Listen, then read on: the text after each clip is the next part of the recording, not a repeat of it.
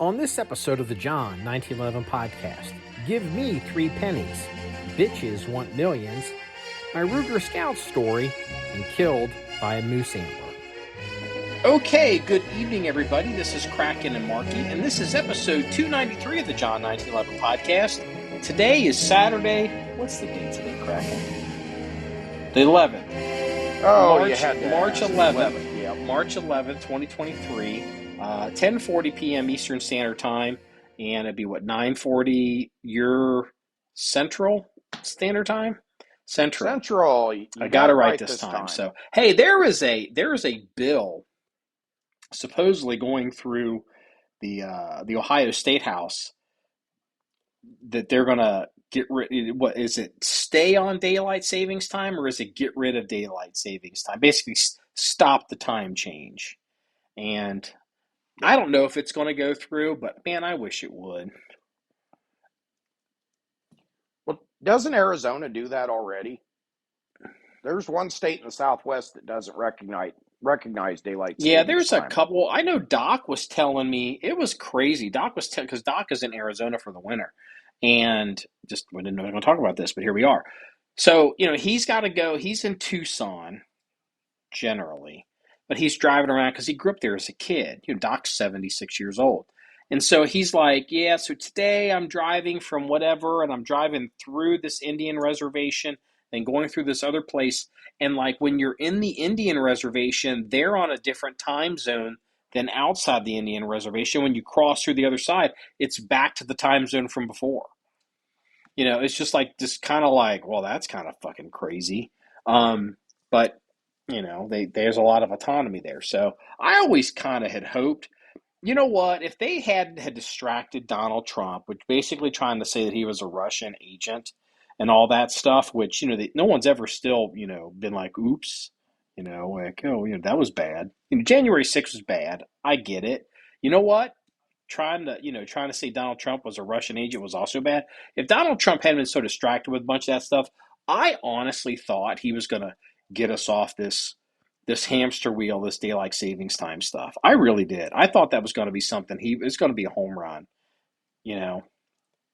But and I thought that would have got some bipartisan support. That might have been one of the few things that maybe they wouldn't have fought over. Because you can't find anybody that says, ooh, I look forward to daylight savings time. And so here, because we're in Southwest Ohio, so much like, because you're in kind of a tri-state too, aren't you?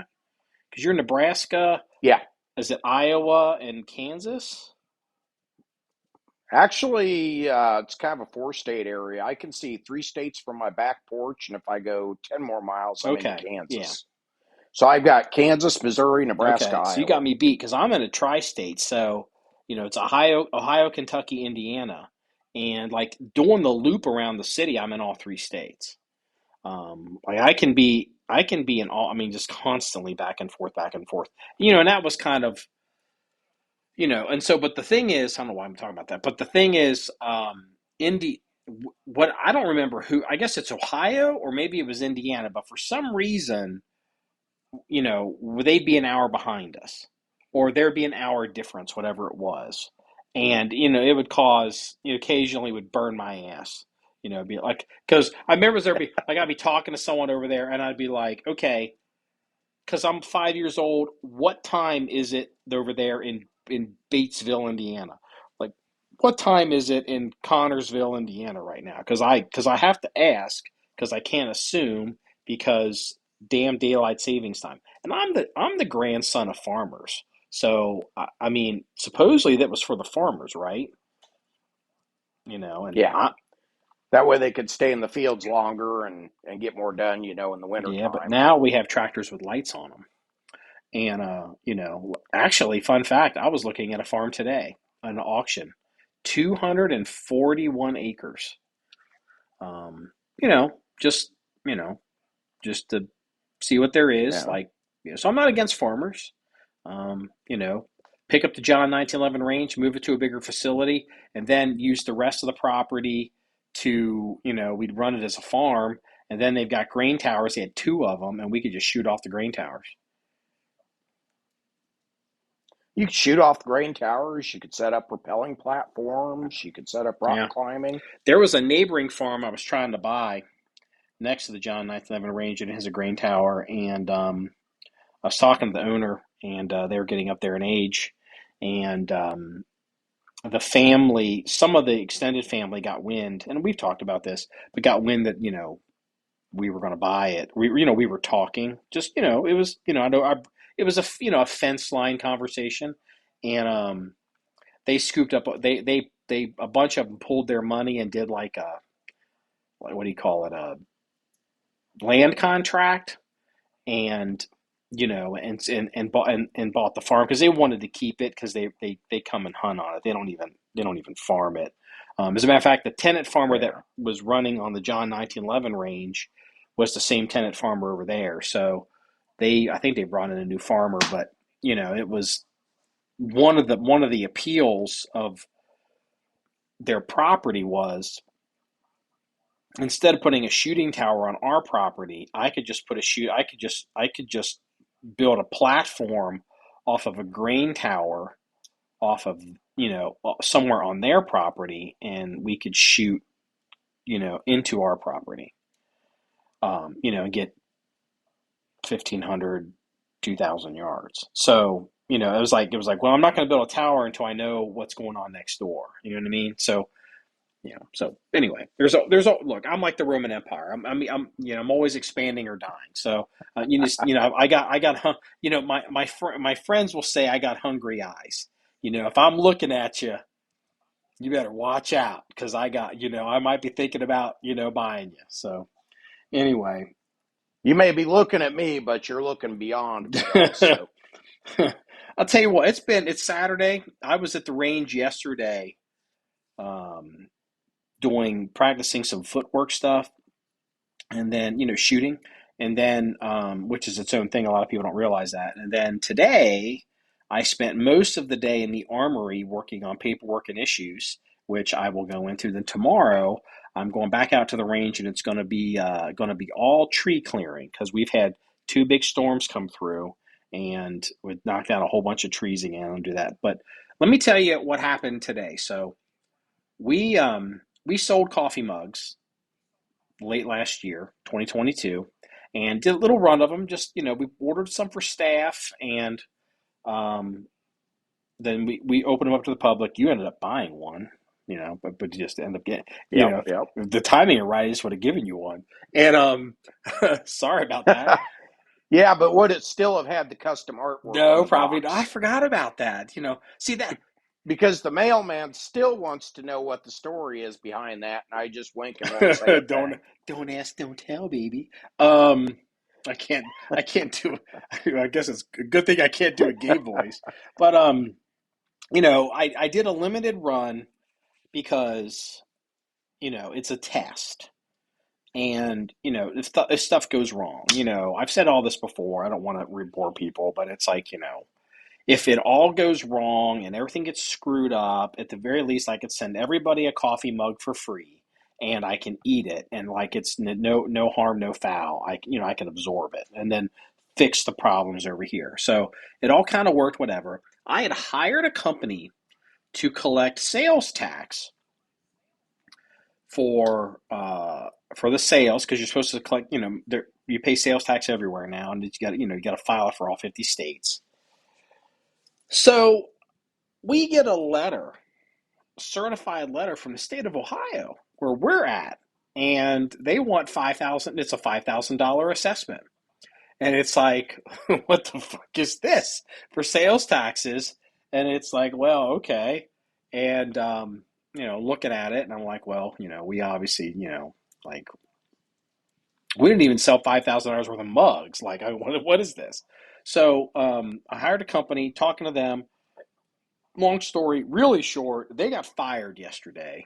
Um, their contract was terminated, and we're taking some of it in. But I got to clean this up. So dealing with the taxes today.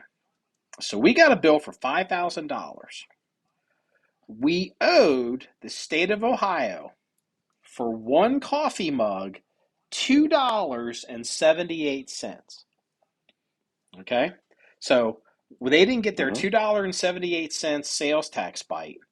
They sent us an assessment for $5,000, which was obviously just to get my attention, which it did. And so, they were like, I mean, I they didn't, I didn't, I just, it's like I'm not paying it. Like I'm just like, hey, like you understand, like number one, this bill isn't real. Like they were nice, was like, understand, this bill isn't real, and I will spend $25,000 to not give you five because you're trying to rip me off. She's like, no, no, no, relax. We just want to get your attention. And I was like, you could have just sent me a letter. so, so, and I'm like, even if like an offer and compromise, I'm like, no, I'm not doing this. Like, I'm not giving you like 10% of, I'm not paying you $500, And it turns out, and so, and this after I talked to him, figure out today I owe him $2.78 in sales tax. Well, they charge me interest because there's an interest for missing the sales tax. So they charge 3 cents for interest on not paying the $2.78. And then because I had to use a credit card because of the way our accounting works, I didn't want to have it come out of our company account. So they charged me $1 so I could pay the $2.78 sales tax that we rightfully owed them, and then the interest and penalty of 3 cents. And it's like I'm working on this today for 3 hours. Just like holy hell. So I don't know what's going to happen with sales tax and the John 1911 Armory going forward, but it will be different. So, you know, oh. The company that I hired to do the sales tax, I paid them $1,200. So, I mean, this is crazy.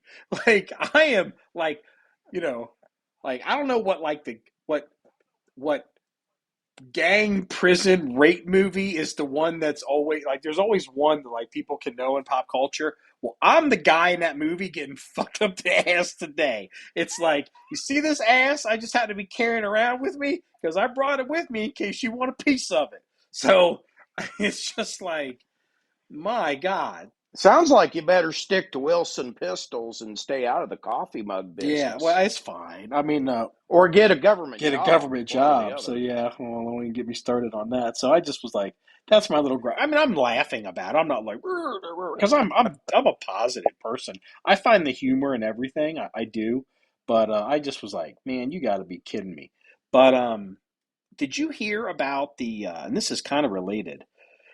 Did you hear about the bank that blew up in proverbially speaking? I can't even. I'm tired that blew up in the Silicon Valley Bank that collapsed on Friday.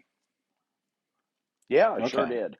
so I have some kind of feedback on that. So Silicon Valley Bank, I have no idea who they are. I've never heard of them. Like no idea. Don't care. But I've kind of learned, like everybody else, they are a bank that's in I guess in San Francisco, Silicon Valley, and Yeah. they apparently do a lot of business with startups. So there's a lot of startups that are hurting, and I started like like they start thinking about a bank and Silicon Valley startups, and you start immediately thinking about what we would call fintech or financial technology, like PayPal would be a fintech business, or a credit card, online credit cards. Apple Pay would be a fintech business kind of thing, or Venmo is a fintech business, financial technology. So apparently, a lot of these people are wrapped into Silicon Valley Bank, and I started wondering. It's like, when we had tactical T-shirts, we were just selling T-shirts. And we had a credit card company that we had hired to process all the credit cards, and it was called Stripe. And Stripe used to give us some grief, excuse me, because um, we look like we're guns. We're talking about guns. There's guns all over our social media, and they have a no gun. We're not allowed to sell guns thing. And kind of, it just wasn't the greatest relationship. It wasn't a terrible relationship, but it was just like, we should, we're not compatible. And so when I fired up the John 1911 Armory, one of the things I wanted to do is I didn't just want to have credit card processing. Like I could have done that with anybody. I intentionally went out and I found a credit card processor that will actually let us sell guns. And they understand we don't sell guns, but they understand that we're an armory, we're a very gun centric business. There's all this stuff going on, and if I decide that I want to sell, M1 tanks to Ukraine, the credit card where the money that gets charged is going to land in the account, and they're like, absolutely no problem. It's one thing. Well, this credit card company that we use, I'm not going to say who they are. They have nothing to do with what you would call fintech businesses. They're more of a traditional credit card processing company. They just happen to have good online technology. They are not in California. They're not based in California. They have no offices in California. They're east of the Mississippi. And I was thinking today or last night, I was like, man, I wonder if this is going to start trickling down to some of these fintech companies. And I said, I wonder if Stripe's in trouble. And then 5 minutes later, I get an email from our credit card company, and just a generic email to everybody, basically saying, "Hey, you all have heard about this company called SVB in California. We have nothing to do with them. Your stuff is fine. We're fine. Everything's working fine. There's going to be no problem with us. If you, as a vendor, are using SVB as a bank, and uh, you can continue accepting credit cards, and we are awaiting to hear from you to give us your new banking information so we can keep giving you your deposits." And it was an example of, I like to stay diversified where I can. And I do these things, within reason. I'm not psycho about it. Today, wake up, check the newspapers. Well, I guess they're not telling newspapers, but I'm old. I say newspaper. There's a website on one of the internet things that says, have you ever heard of an online store called Etsy, Kraken? Yes, sure I've have. heard of it. I've never used it. Um, when we were setting up the Armory store, people were like, use Etsy. And I'm like, can't use Etsy. They can't sell guns. They're crazy, like everything, like it's a closed system. Well, apparently Etsy, if you like it, I guess Etsy's used by a lot of, they call them mompreneurs. Is that the best way to say it? So like, people like crochet and sell stuff, or, knickknacks and all this. It's, Crafty yeah, crafty. goods. So Yep, yep. I have some yeah, and friends that do it. apparently Etsy's pretty involved. Like I wouldn't be surprised you get on Etsy somewhere and find RPGs or something. Like like whatever. But apparently the entire Etsy ecosystem is not able to send money to people because they're tied into SVB Bank. And there's all these stories of all these moms like, I can't pay my mortgage if they don't give me my money. And it's like, ooh boy, that's terrible. It's just terrible. So, you know, There's going to be a lot of people out of money on that because the FDIC only insures up to 250,000. I And remember when the FDIC used to only do 100,000. yeah, and part of the way I understand it, part of what this is, it may not have necessarily been something nefarious, or it was more maybe poor management. Uh, they were invested heavily in some bonds that were only paying under 2 points. But they were keeping them to maturity, and they figured out they just, they weren't making enough money on those. So they started selling those off, and somebody caught wind of that, and the big broker just started advising people en masse to start pulling their funds out, that maybe they were in trouble, and that made a run on the bank.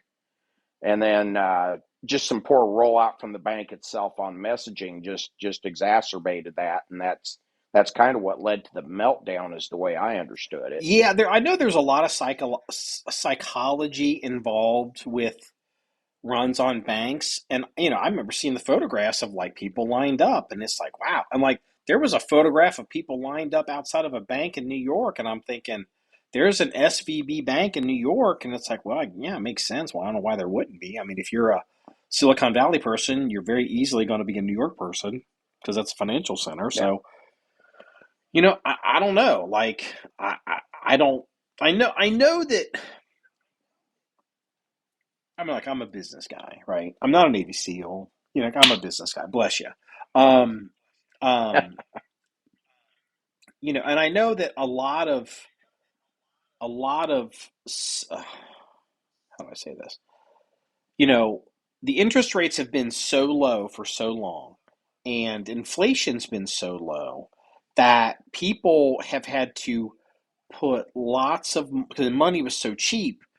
The way to make big returns was to take cheap money and to flood it into high risk investments, because if they pop, you get a big return. And so I think the economics of a lot of that, which like venture capital, there's venture capitalists. I mean, technically, I'm a venture capitalist because I've been involved in. Actually, I am a venture capitalist because I'm involved even in fundraising rounds. But as opposed to high net worth individuals or people that collectively put money together, like in small chunks. Well, if there's a lot of people putting a lot of money together in where there's not, where even like it's there's not a return even on the money just existing, because there's the interest rates are low. And now what's happened is it's become inverted, because the new money coming in is demanding a higher rate, and this old stuff is like you're just getting eaten alive, and it's pulling the rug out. Like the financial stability of a lot of the financing of these companies from a year, 2 or 3 years ago, people are losing their ass because interest rates, the average, with inflation, like you said, a 2% return. Like, I mean, fuck me, you're losing money every year. Like, and they're like, I'm getting out, we're shutting it down. And that's probably what's caused a lot of this, I would imagine. And it might cause a lot of venture capital money in Silicon Valley for these startups to dry up, I think. Well, and I've been reading an awful lot about a lot of the different cryptocurrencies and NFTs. A lot of those people are starting to get real nervous for the same reasons. Yeah, I mean, I don't know a whole lot about, I mean, NFTs to me are,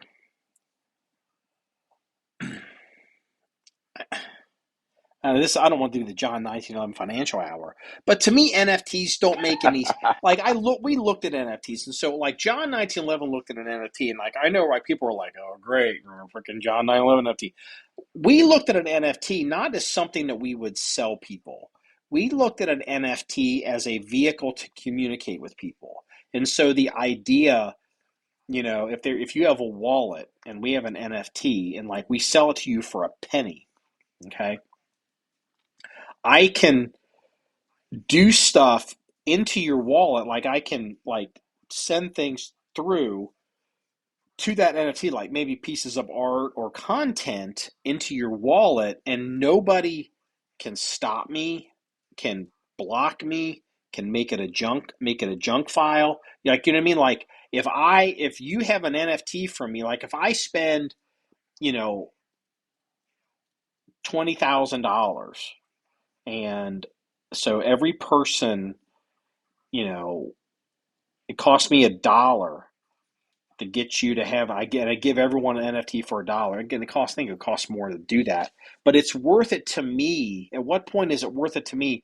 to spend the money to give you an NFT at home just so I could send you newsletter content or video content, or somehow market, communicate, have a relationship with you as a business that is outside of the regular internet websites email. Like nobody can stop me from communicating with you because it's blockchain technology. You see what I'm saying? And so that's what we had looked at it into. NFTs in general to me make no sense unless you're like an uber popular or sexy person.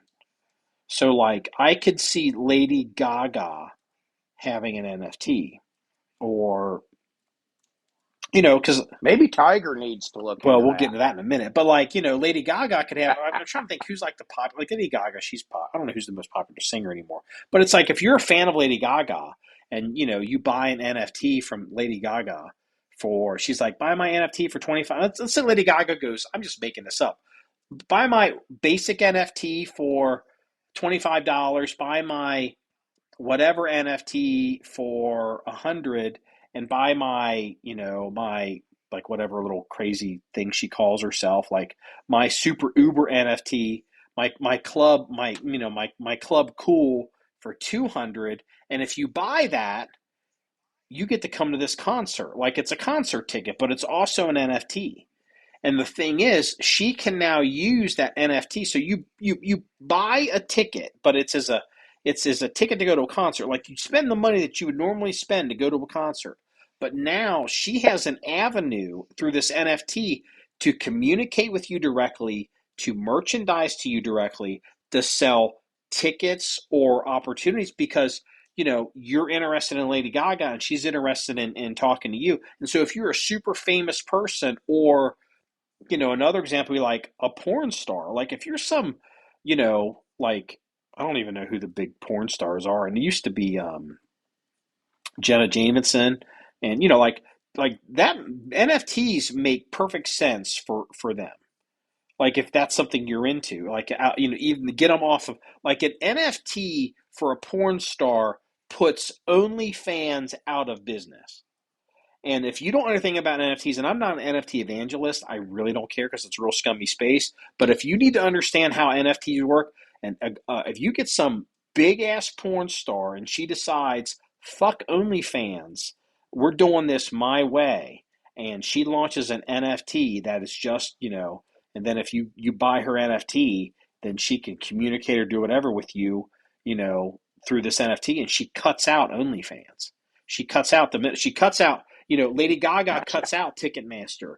The porn girl cuts out OnlyFans or whatever it is, and so that was interesting to me as an alternative to like an email list. But that's not how anybody uses NFTs. NFTs are trying to sell like it's like you buy this NFT and it's like a piece of art and it's going to go up in value, and it's like yeah, that doesn't fucking make that. It's not going to go up in value unless it's somebody who you value keeps fucking with it.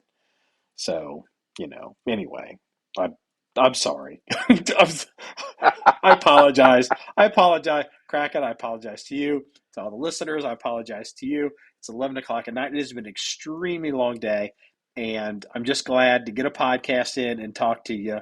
And I need to shut my mouth, which makes no sense on a podcast. So,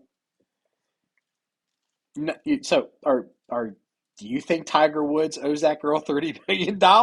Speaking of porn stars and NFTs, Boy, I'll tell you what, he sure knows how to pick them. The way I understand it is she signed an NDA basically saying, I'm not going to talk about anything that happened during our relationship whatsoever. In return for signing the NDA, since they parted ways, she gets X amount of dollars out of a trust fund, weekly, monthly, however it's hmm structured.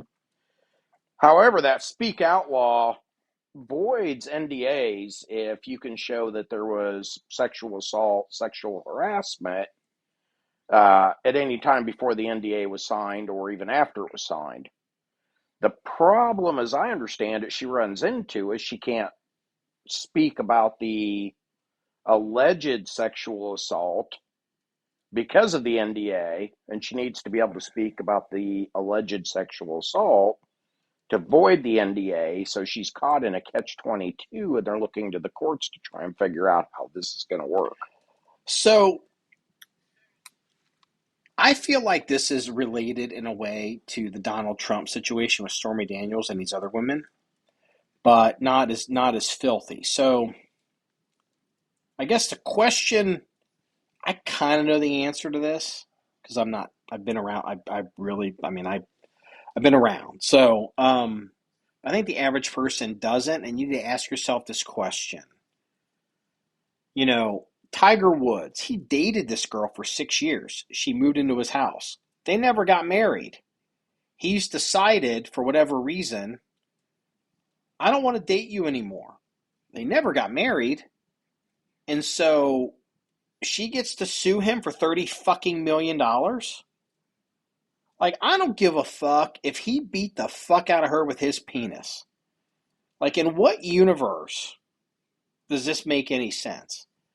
And it's like this. It's stuff like this when you hear about these weird stories, like with Donald Trump. I'll tell you this. Like this recent. I don't know if I was talking to you about this, Kraken. Like I just recently found out. So like Donald Trump and Stormy. It's Stormy Dan. Oh, it's not Stormy McDaniel. Stormy Daniels.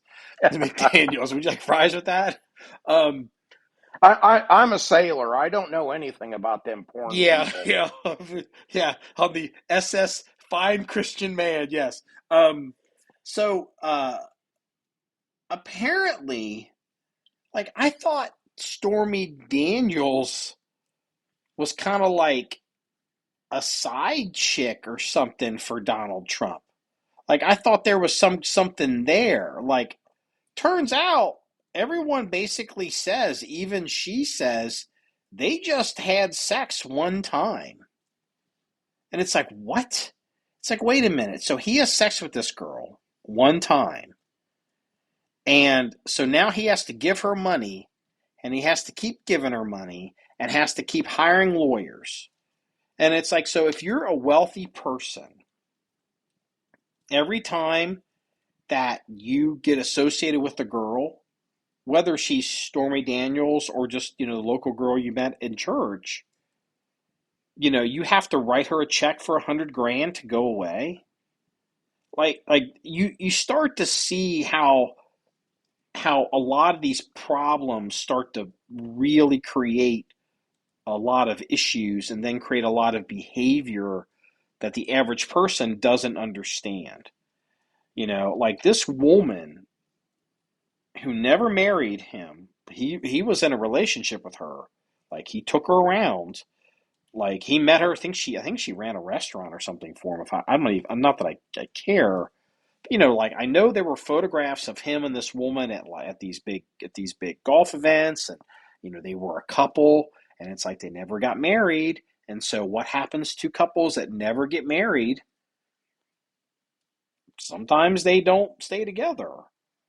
And so now she's like, well, she's contrived this thing. She's like, well, I'm allowed to stay in his house for 5 more years in his big ass house.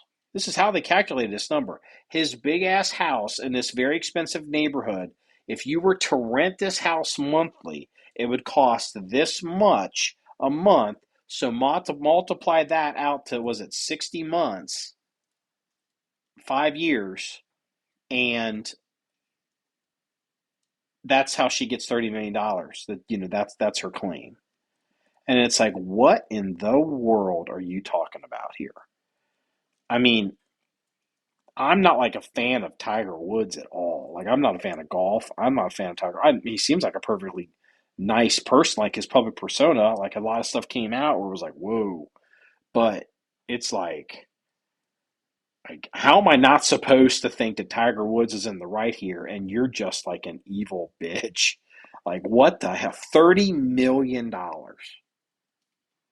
$30 Well, million. and dollars. if the sexual harassment or alleged sexual assault is of such a severe nature that she needs to go to court to find out if she can speak about it to try and break the terms of the NDA, why is that just coming out now? Well, it's because there was no sexual Did the assault. money spigot get? Did the money spigot get shut off? So she's had to come up No, with something to be able to write a book? no. Here's the thing. Here's the thing. She apparently signed this NDA. There's some stuff going on. I know that did you hear how they broke up? Did you hear the story? Uh-uh. So check this out. So, at some point, I guess, he's like, I would assume, I'm assuming that he's like, I got to get this fucking bitch out of my house. So, like that, I've been there.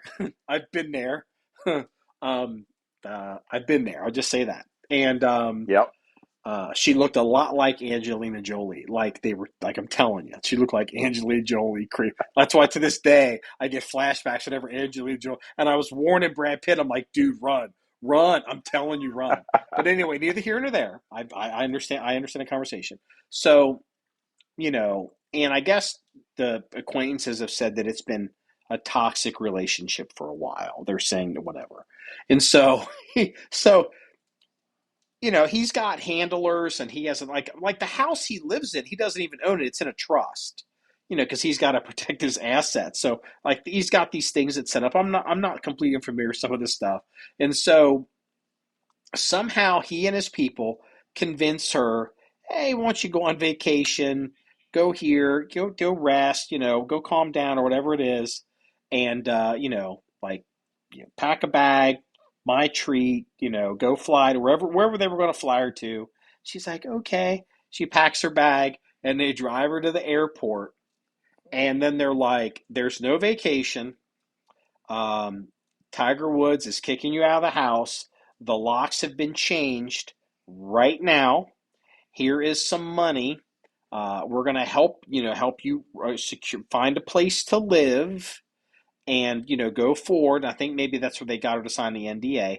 And apparently, they took $40,000 cash out of like wherever. Something if it was like we're at the home that she had hoarded somehow, and they took that from her because their argument is that however she got this cash wasn't on the up and up, like that Yeah. wasn't right.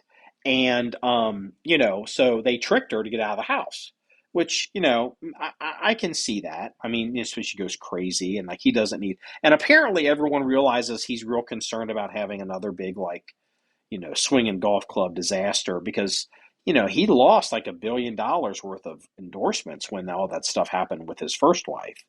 And so Yeah. he's real concerned. And so this girl, and here's the thing, this apparently happened in August. Well, if she's constrained by the NDA, that tells me she's still getting money from the NDA.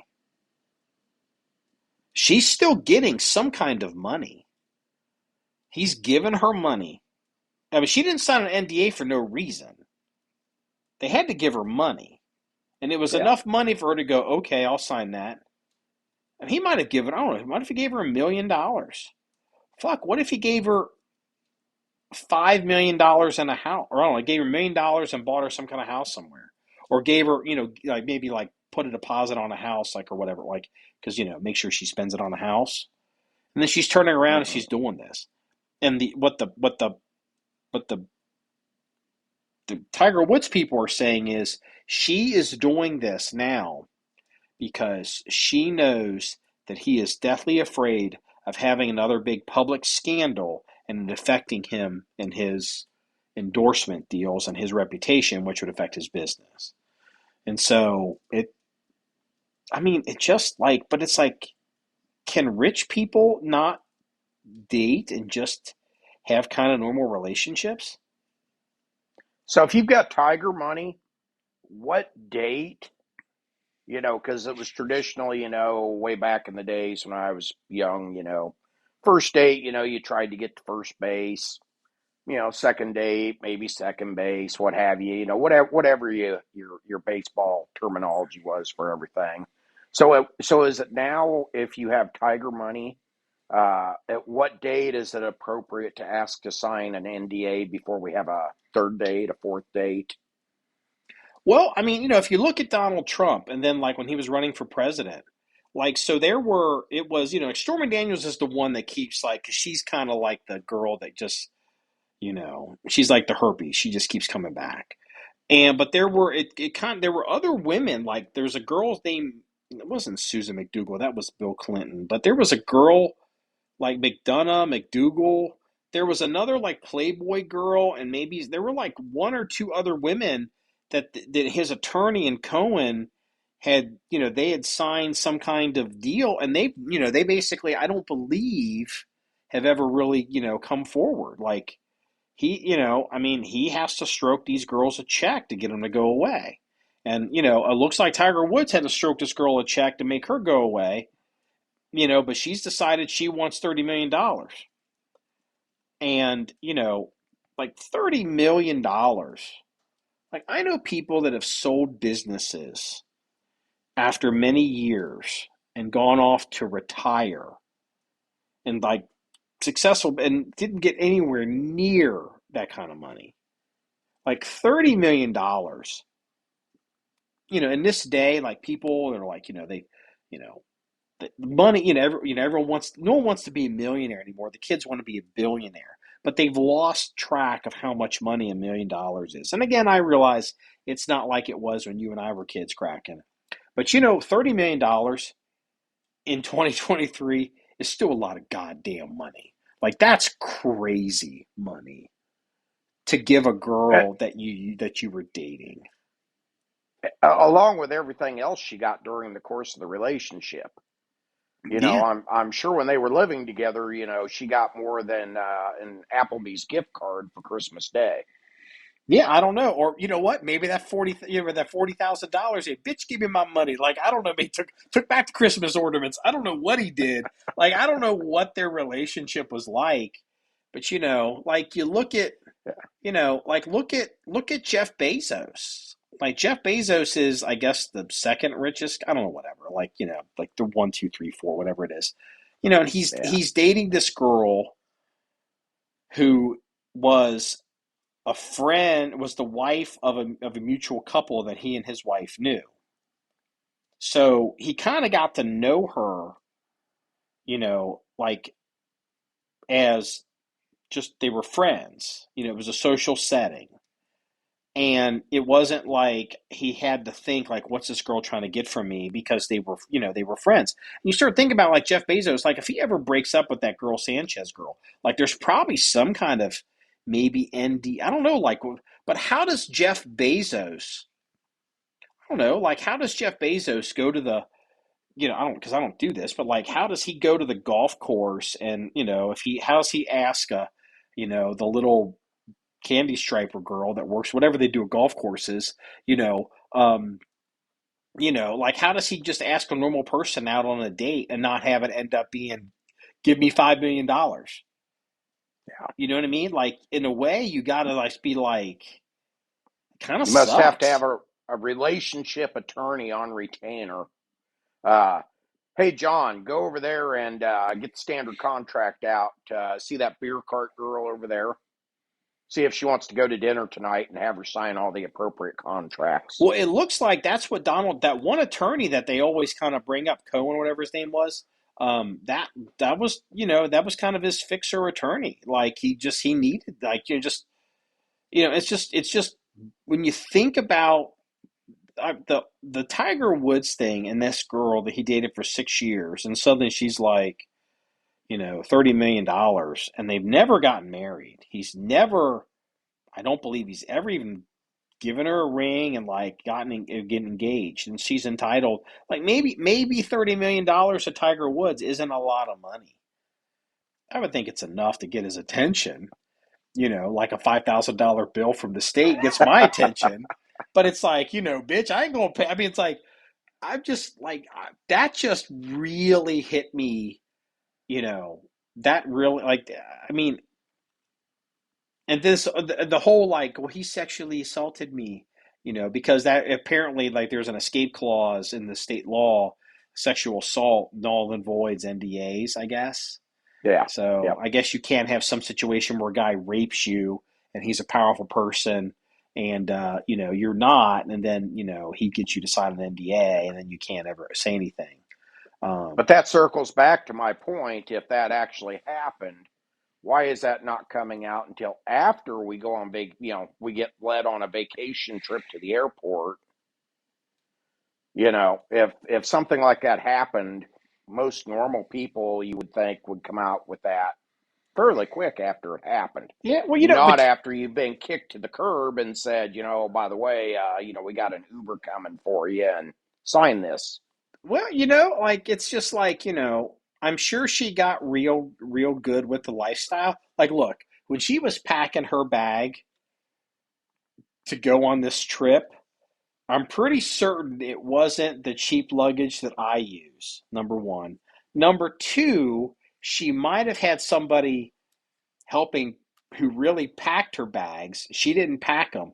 And then number three, when she was being driven to the airport, she wasn't driving to the Delta terminal. You know what I'm saying? Like she was going to the private plane, the G6ER extended range, that Tiger gets to use. And she gets to the airport and discovers it's now going to be Allegiant Air to Savannah, Georgia, not to Dubai. And she's like, "Oh fuck! Like I ruined it. I ruined it." I keep thinking of the Eddie Murphy joke, like he gets the girl from Africa, and then she turns all American, and she's like, "I want half, Eddie. I want half. I'm American Half. woman now. I want half." And it's just like, oh my god, it's like Oh, hey, by the way, speaking of a girl coming to America, there's a rumor, SVB we were talking about. There's a rumor, it can't be true. Someone said it to me that Prince Harry and Meghan Markle, they get her Merkel from Germany, Markle from Buckingham Palace, that they may have lost all of their money in the SVB Bank collapse. And it's like, dude, like I hope, dude, there's just no really like I mean, he's pretty dumb, but she's not that smart either. And you know, I hope that's not true. But God, if it is, it's talking about a cherry on top. You'd be like, you know, they're talking to the king like, hey, congratulations on being king. We'd like to come back and work with the royal family. Sorry about that book. You Maybe know, we could have Sunday dinner and, kind of maybe go to counseling and work out our issues and, we could yeah, come back and be part of the royal family again. yeah. The only real question when it comes to those two is, at what point does Meghan Markle pack her bags to go to the airport to go on the private plane, and she realizes it's over? He kicked her out, and he's flying back to England. Um, Maybe he's going to send her to Romania for the butt slap fighting contest. Dude, oh God, that was Have you seen that one? I have. Oh, I see. Like a lot of these sports, like I'm not. Well, go ahead, tell them what it is. Tell the people what it is. I talk too much. It is basically a legitimate sport. I believe it's in Romania. There's videos of it out there where extremely hot women clad in thong type bikinis take turns slapping each other as hard as they can on an ass cheek. And whoever gets knocked down first is the loser. And evidently, they go X number of rounds. And if nobody gets knocked down, then the audience votes on whose ass cheek is the reddest. Okay, so the one I saw is a little different, and it's kind of more my style. This was not in Romania. This was like in Florida. So this. It's Sorry, always Florida. I don't mean to be like like to take the European vacation out of it, but this was this is like American girls, and they're wearing I'm gonna get brownie points with the girls for this. The one girl that listens to the podcast probably like wearing like Lululemon type leggings, like like Okay. real form fitting leggings all the way up and down. So there's not where they're not wearing a skirt or shorts or skirts or what do they call that? Weird girls call that stuff. It was just wearing these leggings so you can kind of see their whole body, and they're wearing really high platform heels. Okay, like stripper heels, Okay. and and what they do, so they're not, it's not bare ass, whatever. What they do is the girls, they hit each other, take turns, they hit each other, and the goal is, I think, to either get the girl to either stumble off of her high platform shoes, or to like either to stumble off of them, or to make her have to like take a step or two forward, and then they judge. Like a full stumble is like a full point, and a step is like, ooh, she almost got off her heels. So it's a combination of ass slapping with super high heels, which I'm a fan of, and Angelina Jolie, and lookalike, and and trying to get the girls to do whatever. And I got to be honest with you, like I've seen it in Europe, in Eastern Europe and Russia. Have you ever seen the competitions where they slap each other across the face? Yeah. Yeah. And like, I mean, these guys are just beating the, like, you see, like, it's fun to watch it like once or twice, or like once in a while. Um, but I can't. Now I've seen them where like they've got women doing it, and I'm like, like women beating the shit out of each other. To me, like I've said this on pod before. I hate it. Like I don't mean, like, I'm not against women mixed martial arts and UFC and Dana White doing, like, I'm glad those women, or I wish them, they're doing great. But I just simply am not. I just can't watch it. It's just as watching two women beat the living piss out of each other, to me, just, it's a turn off, and I'm just not even interested in seeing it. Makes me a chauvinist. I'm not saying you should outlaw it. I'm not saying it needs to be regulated. It's just not my thing. But you know what? Slapping girls on the ass, trying to get them to stumble out of their hooker heels. I'm like, I could eat some cheesy fries watching that for a minute. I mean, I'm just like, like, look, when I was a kid, we snuck into a, this is in the mid 80s. We snuck into this pool hall bar. I don't know if I told you this. I was telling someone this recently. And there was bear wrestling. Like, the bear had a muzzle, and like, I can't remember if they put something on its paws, but you had to take your shirt off and sign this NDA, which didn't mean anything. It was like a yellow legal pad, and get in there and wrestle this fucking bear, you know.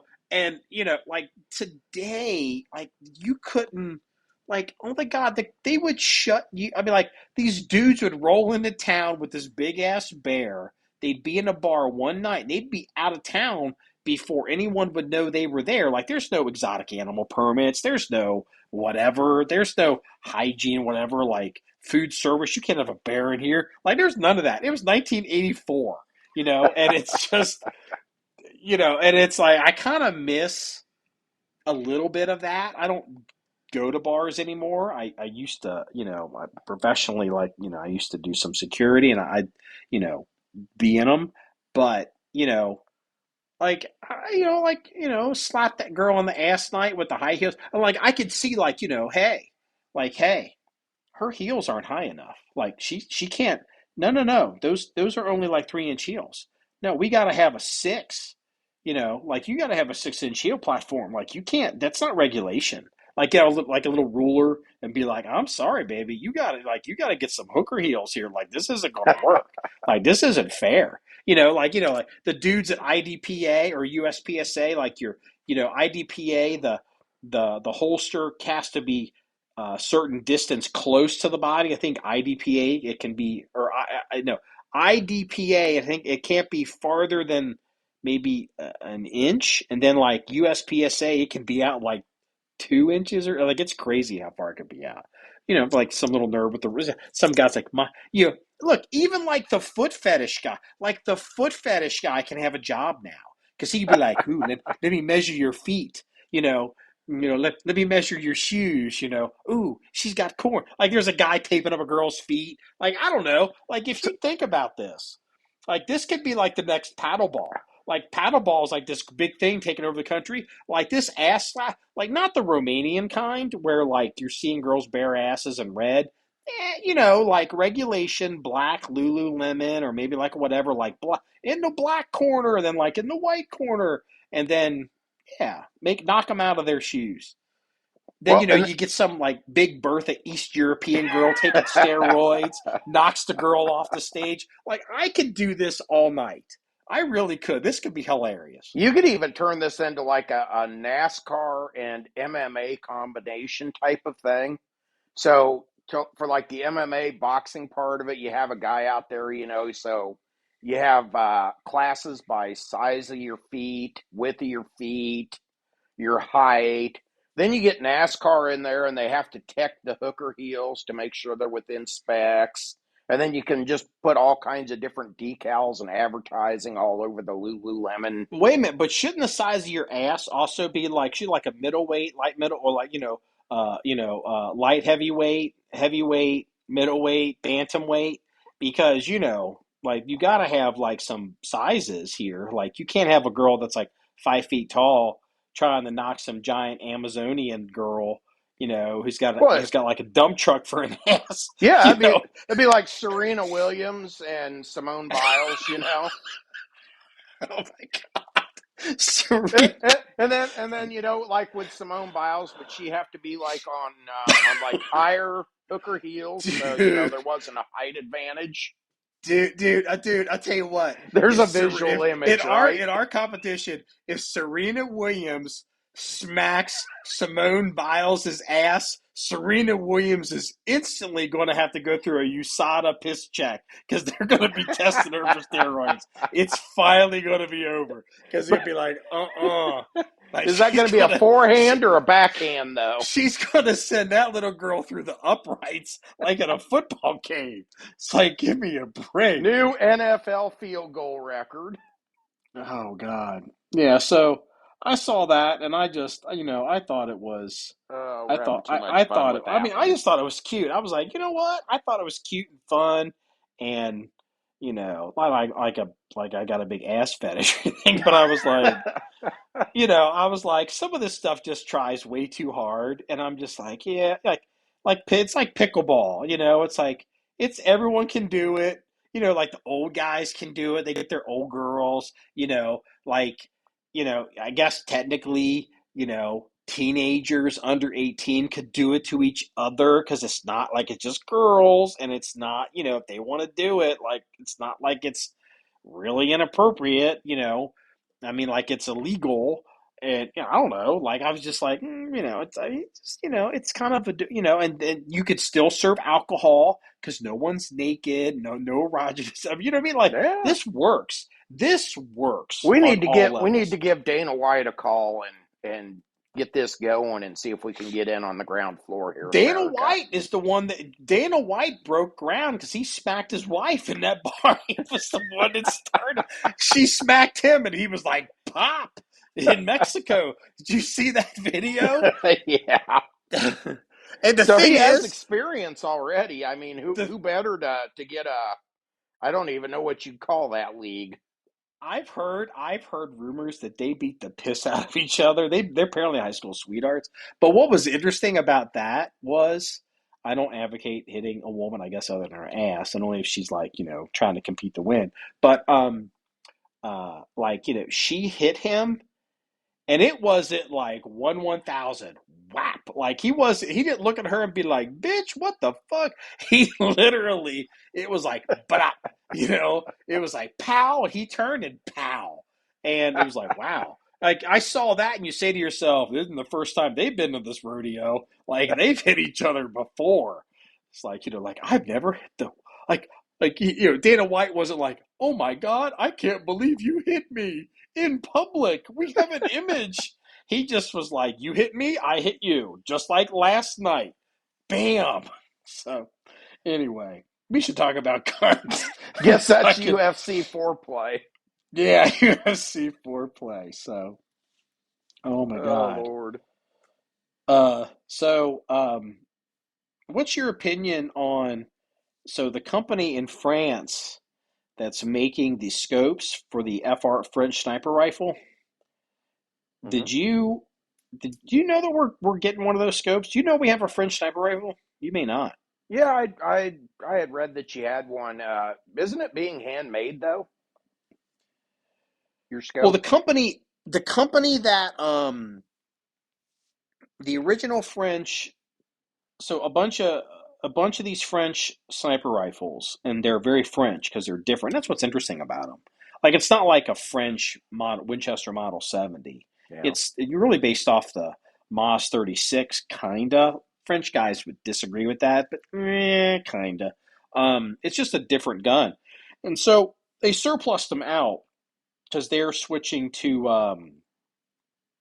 I think they're switching to HK 417s. I could be wrong on that. Maybe AI guns. I'm not even sure. But one of the things that in France and a lot of countries overseas is a lot of country, all countries are overseas, right?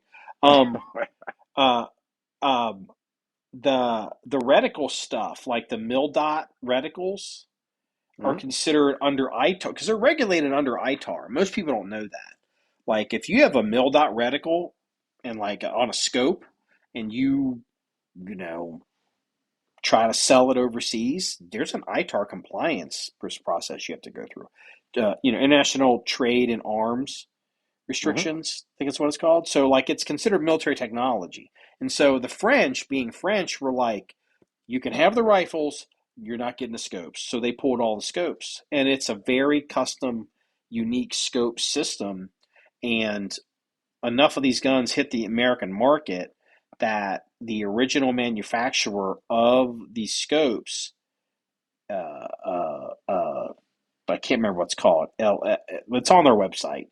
They're remanufactured. They're making the scopes. They're making them brand new. They're doing a. It's going to be exact. They're making the mounts. They're making the scopes. They're doing the glass. They actually just sent me an update on it. Doing all that, and they're making them. So and it's going to cost. It's very reasonable. Um, it was shit. What is it? Is it about 30, 3,200 euros or $1,800? All fifteen right. hundred euros, or maybe it's 3,000 euros, 2,800 euros. So it's about I can't. It's about it was like less than I think it was maybe about $3,000. Okay. And this is with the scope, the base, rings, accessories, accessory box, and all the paper, and it's all 100% correct, like they made them 20 years ago for the French military. And they had sent they sent an email 2 days ago to all of us on the list to get these scopes that they're going to deliver probably in June, and we got to pay the rest of the money. They I guess there's a the box that we're going to get is going to be like the box that we've all committed to getting is like an OEM original equipment manufacturer box, like that you would get from a scope company. Like I think it's a hard case, but it opens up and it's got all the accessories in it. There is a second box, a plastic box. It's a field box. So if you're a French soldier and you want to take your scope off your rifle, you can crack open this box, drop this in a box, and attach, the box and attach it to like their version of Molly gear or something. And so they're like, would anyone be interested in having one of these boxes? I guess they can have these made as well because they're doing the French fry thing. They're like, would you like fries with that? They're upselling everything. Yeah. Well, how much is the box? It's 500 euros. And I'm like, that's going to be a no for me, dog. I'm like, that is going to be a no for me. And, we've had, like, I've talked to some collector, like Mongo, who he listens to the pod. He's a high end machine gun collector. And he's like, if I were you, I'd get the box because, you want to have every accessory you can. And he's not wrong. He's not wrong. And so 100 years from now, when the Moz FRF2 sniper rifle is no longer in the John 1911 Armory and is moving through some auction site, it's going to be an FRF2 rifle that doesn't have the field box. It's going to have all the other stuff, the OEM box and all the accessories and the scope and all of that. It's all going to be there. But it's like, you know, my position is our reference collection Number one, it's a reference collection. Number two, it's a working reference collection. So we shoot the guns. We don't we're not a museum. We don't take guns and put them in like a diorama and and display them. You know what I mean? Like create kind of thing. Like here's all the stuff and all the whatever. We have high density rifle racks. Like it's rifle one, rifle two, rifle three, rifle four. Okay, and what happens is, and this is inside baseball to the John 1911 Armory. What happens is guns that have a lot of these bullshit accessories just get in the way because they're not attached to the gun or the firearm or the pistol, but like a Luger, a good example would be a Luger holster. Like we've got a Luger pistol and it's got this Luger holster and it's a correct Luger holster. Oh, I mean, it came with the gun. We're going to keep it, whatever. But then keeping the holster with the Luger gun, we're never going to really use the holster. We're going to shoot the gun. We do stuff with the gun. I guess we could use but it's like this big leather flap holster. It's like, I'd rather have a Kydex holster made. You know what I mean? It's like, in what universe am I going to take the scope off this rifle? You know what I mean? Like to put it into a field box to walk around with it. It's like it's like we've already got to keep the other box and all that because it's got all this other stuff with it. It's got all these accessories, slings and spacers for the stock and all that. It's like no man, I'm not giving you 500 euros for a plastic box that we're never going to use. And I just I know the collectors don't agree with that, and I can't say they're wrong, but we're a different kind of collector, I guess. Yeah, So you're a usable collector. You're not a safe queen collector looking to make money on it 30 years down the road. yeah, we're not looking It's to a flip reference anything. collection. Yeah, we're not looking to flip anything. I'm never going to realize, I mean, I don't know, like I'm never going to say we're never going to sell our collection or sell guns, but I'm, like, man, I wish I had that box. But it's like I don't see that ever, ever, ever, ever, ever happening. Yeah. Like I just like we have don't know what the future holds, but we have thought about, oh, maybe we make a museum. Like I don't know, like what does that mean? Like who would run the museum? Like, if you make a museum, it means you can't shoot the guns. Like I've heard in like a lot of museums, you can't even shoot the guns because of how it all works. It's like, ooh, we can't do that. Like it's like thinking about the future,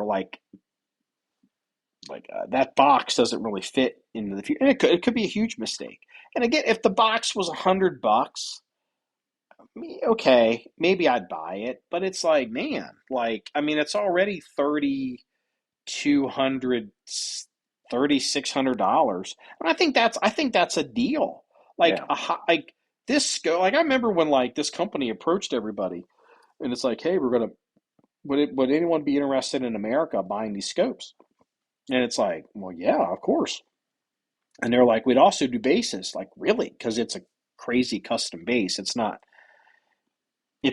like the bases you can get here in the U.S. And it's like, what's this going to cost? And I expected it to. I mean, to be lucky, I was like, this is going to start with a five in front of it, and I would be damn lucky because the highest end, peer scopes right now on this, you're a precision rifle guy. Like, I mean, like a Zeiss or Schmidt and Bender, Henstoldt, like the real good stuff. All of it's $4,000 and $5,000 now. Yeah. And like the fact that this company is going to crank this stuff out, it's going to be at $3,600, 3,600 whatever. It was like, yeah, it's about $3,600, I think. Like there's a euro conversion. I mean, it's $3,000 something, $3,100, and it's like, holy shit. It's like, that's crazy. Like, how can we not buy? Like, I can't buy like a scope that I would want to buy. I can't buy that scope new for that price. Now it's like, you're going to make this new for us for this gun. How can I not buy this? But then you turn around with the plastic box and want $500 or €500 for a plastic box, and I'm like, no, that's just too much, And then you wind up with And all that stuff and just trying to store it in an organized way so you always know where it's at. You can go grab it if you need it. It well, doesn't because get it can't, sidetracked, get lost. It's just more stuff to keep track of. well, what happens is, so like, you got to realize high density, because like, we don't see, we don't have like gun safes. You know what I mean? Like, Hmm. people are like, I put my guns in my gun safe and I just put whatever in there. I can set something on the safe. Well, it's like, it's all kind of together. Like, we have rooms full of shit. Like, I mean, and so then it's like, okay, you have a rifle, okay, and it's a milsurp rifle. It's like, all right, it's got a scope on it. Well, the scope can stay on it, and it can stay up vertically in the rack. It's like, oh, there's a sling. Well, drape the sling over. Well, it's also got this I don't know, this little piece that comes with the FRF2 rifle. It comes like, I don't know if it's like a not a sunshade, but it's like this little camo net thing that you can put over your head and the scope. It's like, okay, well, just throw that on top of it too. Drape it over the back of the gun. You know what I mean? Like, you can start hanging stuff there, but then it starts to get to become like these big boxes and all this stuff, and you're like, son of a bitch, it starts taking up enough room to store three other rifles. And it's like, well, should we put it on the floor below it? Then there's, it's like, and then it's like, well, okay, you keep your stuff over here, put the rifles over here. Now you have to have a system to track like all the accessories that come with the gun, or all the magazines that come with the gun. You try to, especially things that aren't stanag, like that they're unusual, would keep them together. G3 rifle, big box of G3 mags, Hmm. right down there. Like, if you're going to pull the G3 out of the armory, there's going to be a big ass box full of G3 mags within 2 feet somewhere. You don't have to like tear the whole place apart looking around. You don't have to go into different rooms. It will be there. And it's just like, I don't know. It's like, and it's just for a thing, I'm never going to take the scope off of it. I mean maybe to clean it, but it was just, for me, it was too much. And I realize there are some listeners that are higher end collectors, and that's just kind of, so I'm sorry. So that's where we're at.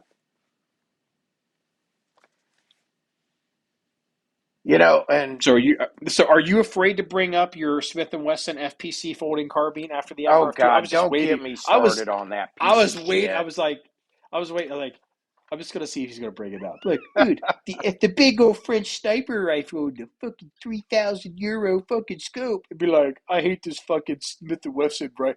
What is this thing? I've got I've You're I've got two different guns right now that have just they're giving me a total case of the red ass. And the first one is the Smith and Wesson M&P FPC 9 millimeter. okay. I have to confession. I have to Google this. M&P. So it's FPC. I've never seen the gun. F&P FPC 9 millimeter. Yep. All right. So let me Google this. Let's see what we got here. I can describe it to you really I'm accurately. They broke I'm into the looking at it. patent It office. looks like a Keltec. Yeah. They broke into the patent office, stole the Keltec patent, found the dumbest fucking engineer they could find, and said, how can you fuck up this Keltec even more? What's wrong with it?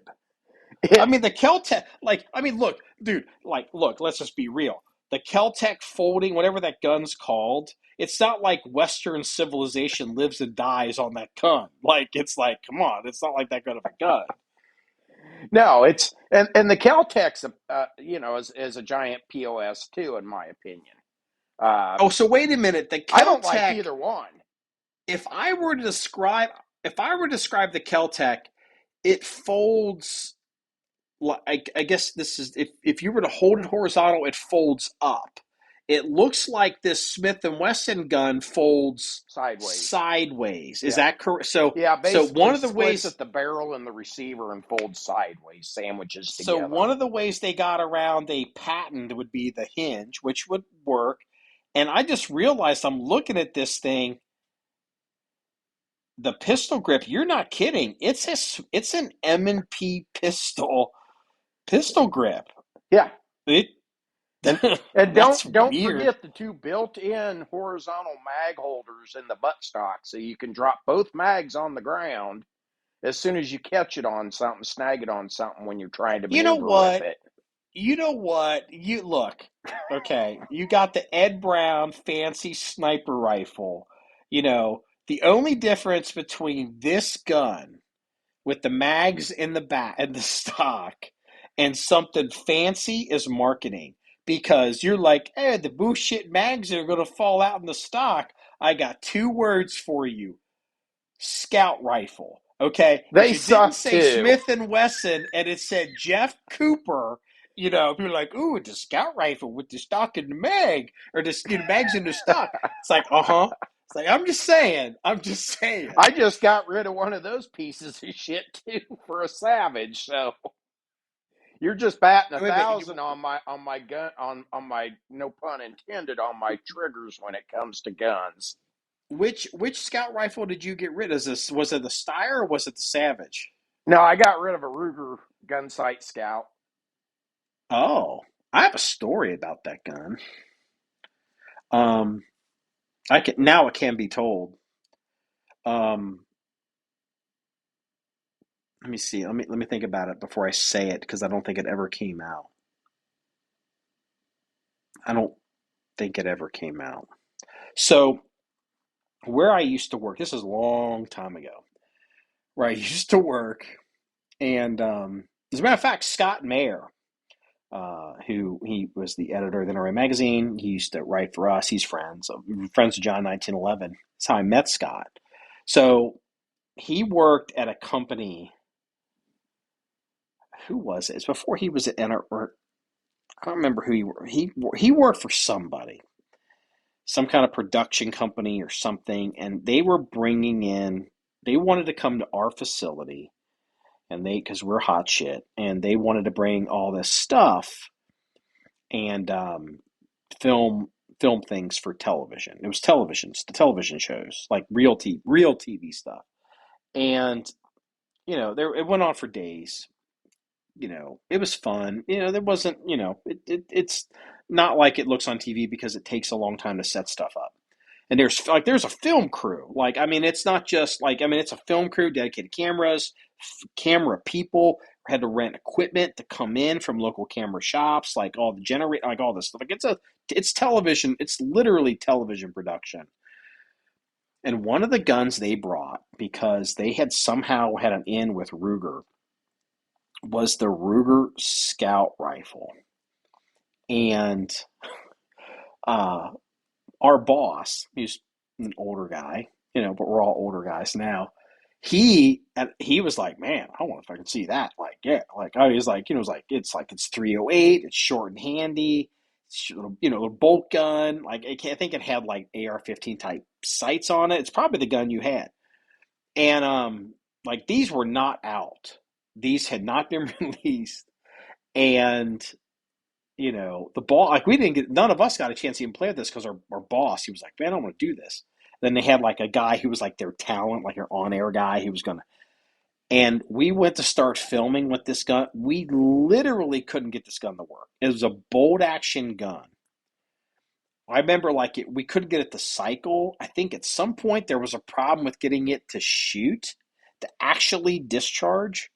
Like it was a dumpster fire. It was obviously some kind of pre-production, whatever tool room sample. I mean, it looked super cool, and but like I remember my boss, because he was like, I'd like to buy this. He's like, man, yeah, like a short little handy 308. It's like we can hunt deer with it. I could use it. He used to be a SWAT team commander. He's like, man, you could do all kinds of shit with this. Take magazine, took like whatever kind of magazines it took, and literally a bolt action gun. We couldn't get through a filming sequence with it. Like, I mean, something might have even, I don't remember, something, maybe Scott can remind me, something might have even fallen off the gun on film. Like it was terrible. And that was the first time I ever saw a scout rifle. And I don't think this was technically a scout rifle, but it might have been. I don't know what they called it. Um, but I've actually, uh, we on our long term to buy list is to buy one of the Steyr scout rifles. Um, I don't generally like to say publicly what we plan on buying, but there's so many of them out there. It's Yeah. not like you can jack up the price on us. But yeah, like if you like, I was like, fuck, you got a Steyr scout rifle to sell, just sell it to us. Now, this What are you Ruger doing? was one of those deals. It was just something that made a trade work. And Yeah. actually, that those pictures I sent you of different bolt faces.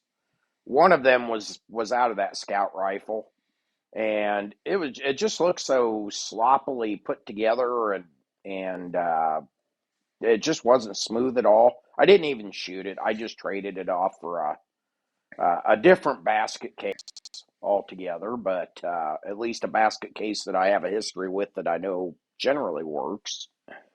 Uh, That's kind of ringing a bell because I remember the gun that showed up at the shoot, pun intended.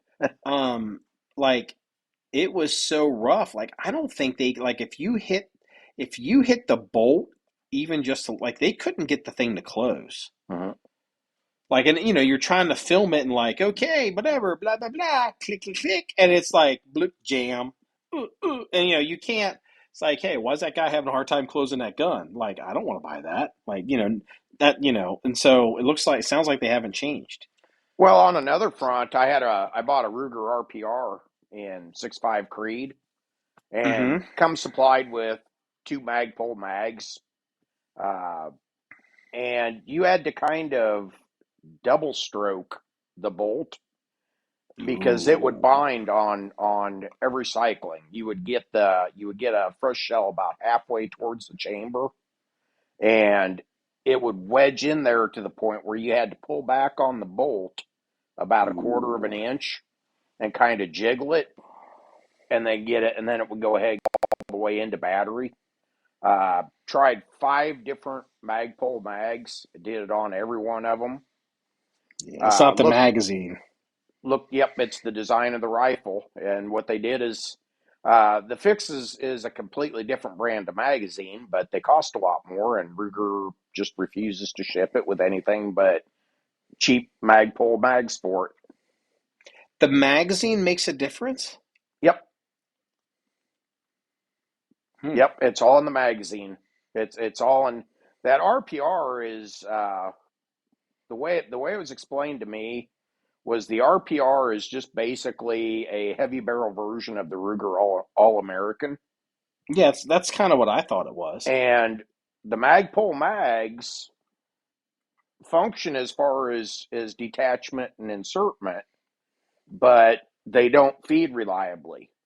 Uh, I had 3 brand new mags and 2 that were well broken in, and not a one of them worked. So I started hitting, all the message boards and precision boards, and to a T, everybody complained that Magpul mags did not work. The fix was to go buy aftermarket mags, and I can't remember which specific mag. It was a metal magazine. Uh, I just made it somebody else's problem. Hmm. Hmm. I remember when the Ruger came out, the RPR, not the other one. And like the entire industry, like even like Frank Golly over at Sniper's Hide, everybody was like they didn't say it was the greatest rifle ever, but like everybody was pushing this rifle. Like if you want to get into the PRS game or you want to get into the precision rifle game and you don't want to spend a ton of money, you can just buy this rifle and you're at least competitive. And and then it was like to the point they were like people were spinning aftermarket barrels onto them and doing some other stuff, and it's like, what do you I mean, like, what are you doing here? It's like, I mean, like you're not gonna. I mean, it's. I mean, it's supposed to be a production level rifle And I understand there's guys that want to spend the PRS stuff is so expensive, but you kind of saw the life cycle, everybody kind of like making excuses for the RPR. And I don't mean it like that, but a lot of people were talking up the RPR just a little bit more than what it really was capable of. And I feel like now, like you don't hear anything about them. Like I feel like that's just that thing. You couldn't find one with a search warrant. We're not seeing a lot of them show up at even, like LRP1 classes with, brand new. Well, here's a prime example. I went to an LRP1 class here, a couple of years ago, and there was a 67-year-old retired nurse there. She had never touched a gun until 2 weeks before this class, and she had shot her nephew's 22 long rifle and went, "Holy cow, this is fun." So Oh she boy. started searching the internet and found this precision rifle class that I was helping out with, and called the guy up, and he's a real square shooter. And she says, "What do I need to go buy to just get started?" So he sent her to Shields, which is a local, well, regional, big box type store like a Cabela's or a Bass Pro, pretty much between the Mississippi River and the Rockies from border to border. I've heard Uh, of it. yep. So said, go get you a Bergara and a Vortex scope and 200 rounds of Hornady 6.5 Creed and come to class. She had them mount it. We got it sighted in for her, taught her some basics, and by lunch she was ringing steel out to 600 yards with it. Had a guy show up who was one of those, for lack of a better way, we call them gear queers around here. Have Yeah. Oh yeah. all the fancy stuff, but don't have the foggiest idea how to use it. But he shows up with an RPR and just every little gizmo and gadget known to man. And I don't think he could ever take that thing past 300 yards when he wasn't fighting trying to just even get it loaded. Mm. We Yeah. don't see RPRs show up at all anymore. I feel like the Bagara has really, like the past couple of years, Bagara is just, aren't they made in Spain? Is that right? Yeah, I believe so. Yeah.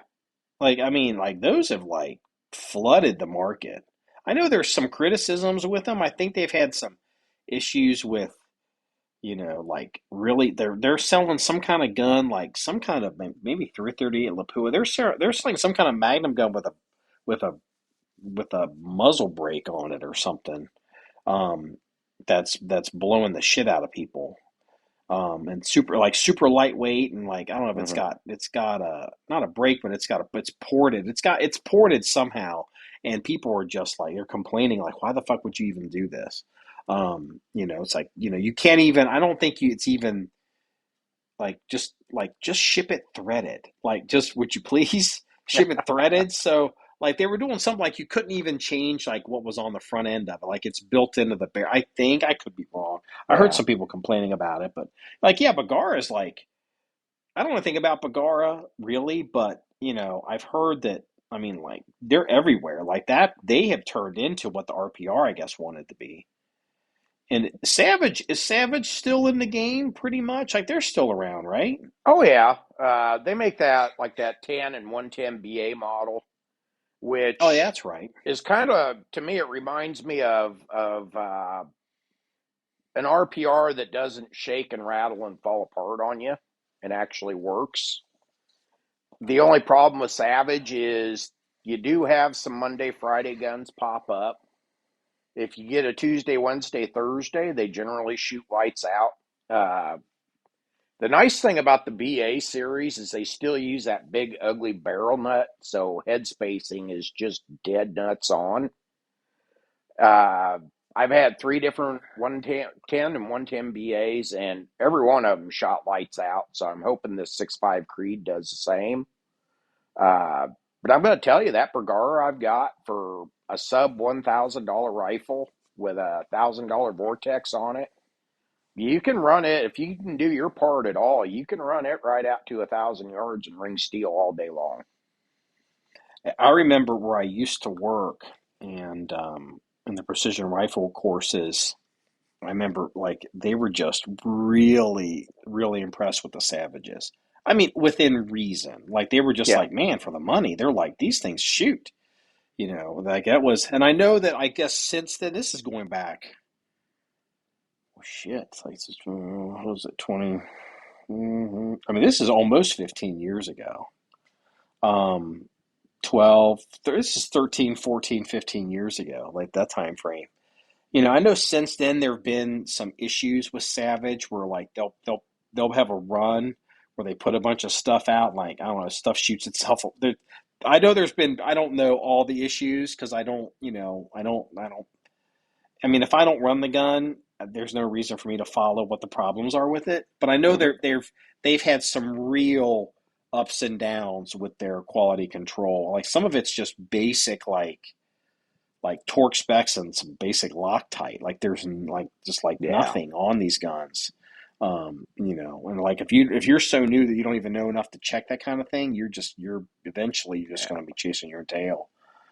Well, when So they switched over to, basically the Savage Axis style of action, it became a Walmart gun. Uh, so that's what I like about the 10 BAs is they still use that big ugly barrel nut. Everybody bitches about it, but that's one of the reasons why the gun was so accurate because they could just dial the head spacing just so dead nuts on with this barrel nut. And then their barrels were always high quality. The older Savages, the biggest complaint was the triggers, but they have like a 5 screw adjustable trigger, and if you know how to do it, you can actually get a really nice trigger out of them just by screw adjustments. The whole trick is you have to know what order to adjust them in, because if you get out of order, you'll have it so screwed up that you can't dial that son of a gun back in 37 nights. oh, okay. I remember the triggers not being that good, but I don't remember enough. Like if you could get an aftermarket trigger, I don't remember. I just I didn't know enough about them. So Yeah, I you mean give me back 10 minutes and an Allen wrench, and I can get you, 3.5 pounds with no creep, no over travel. But it's a trial and error. You go so far with this one, and then it doesn't function. You turn it back a quarter turn, it's set. Then you go to this screw, but if you get off in the order you do them in, you are hosed. You've got to basically start all. You've got to back everything out and start all over from the beginning, and it's a yeah. giant pain in the butt.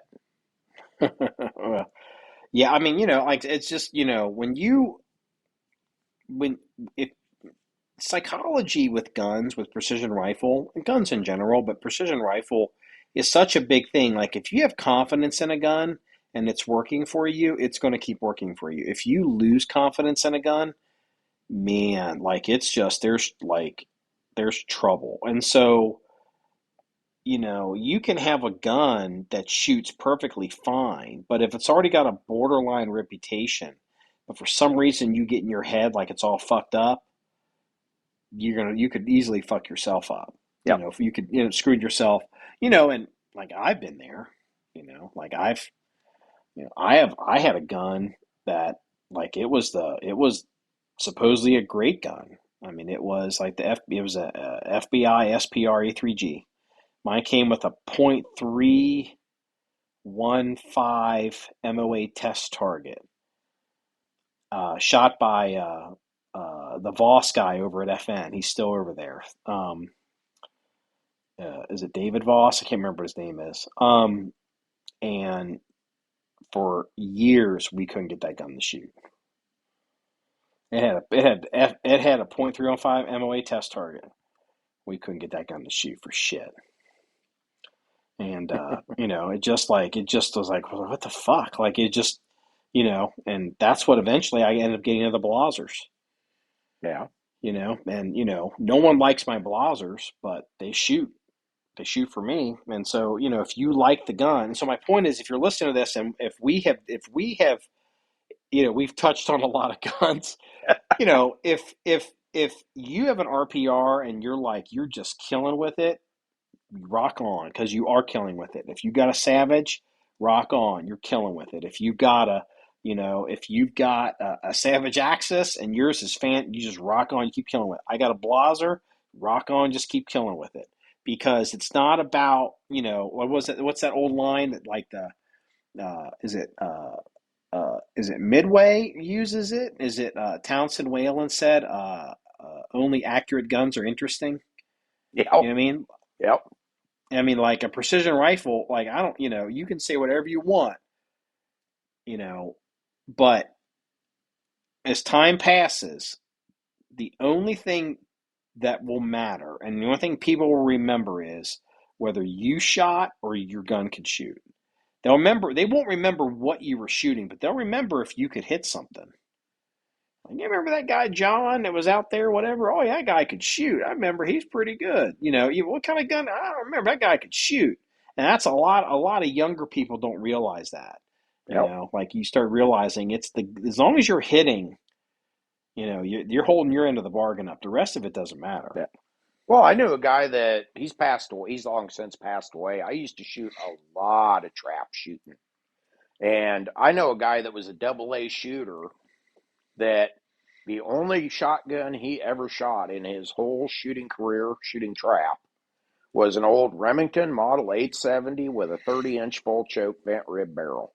Exact same gun he pheasant hunted with, the exact same gun that he hauled out to the duck blind, and the exact same gun he showed up every Wednesday night to shoot registered trap.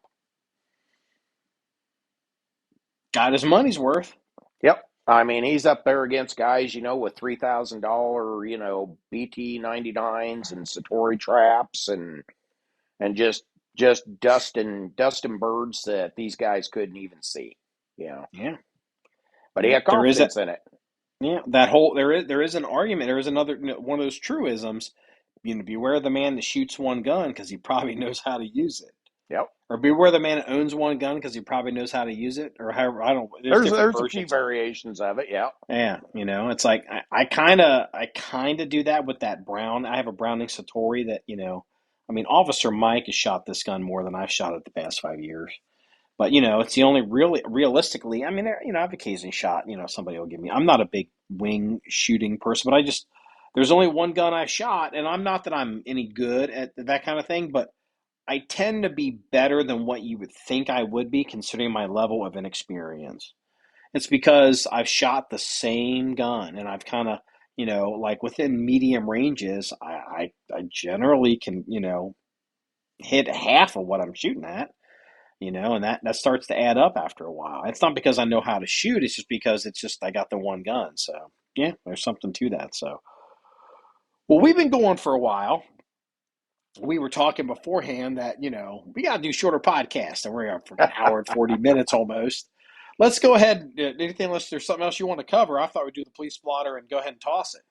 Yeah. Let's hit the police blotter. I'll save the other half of my red ass for the next one. We'll get into tactical lever guns. Oh boy. So, all right. So the first one, police blotter. This comes out of Redmond, Washington, and this one's making the podcast because us podcasters have to stick together.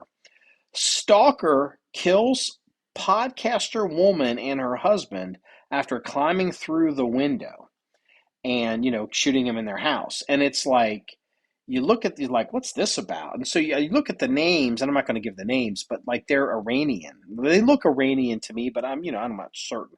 I'm like, is this some kind of like like a religious kind of weird, like there's some weirdness going in there. No, apparently the stalker, he just happens to be the same ethnicity as these people, but he's a truck driver, and I guess he was obsessed with the woman, and eventually he was pursuing her, and eventually he showed up and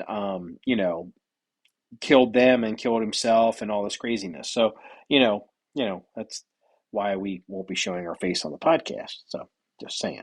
So, the second story, this one comes out of New York City. I thought this one was kind of interesting. Do you know who Julia Fox is? You wouldn't normally, but like when she was Hmm. dating Kanye West for a hot minute. You does this ring a bell? Name rings a bell, but I can't put a face to it. When Kanye West was going through one of his breakdowns after he broke up with his wife, the Kardashians. He was dating Hmm. this girl named Julia Fox, and Julia Fox is this C-level celebrity. I mean, she's not even a full celebrity, and very hungry and thirsty to be in the news. So, but there's a story out of New York. She's kind of weird, but it's fine. Her her father and her brother, who were living in an apartment in New York. She's born and raised in New York, apparently. Were raided by the New York Police Department.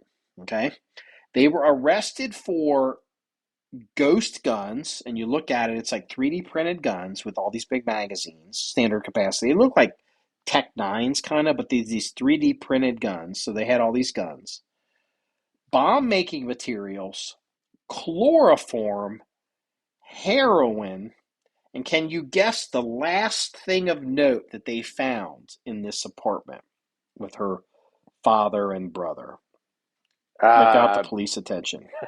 Kanye's travel itinerary. No. Thousands, and the fact that they even mentioned this, they were like, what the hell? They think it has something to do with how they generate money. Okay. Thousands of dollars in high-end wine. Okay. It's like, what's going on there? It's like, that was weird. It's like, that just because it's just weird. So the final police blotter is, I think Chris sent this to us. He's one of our Chris helps us with our graphics and stuff, but Chris is a regular.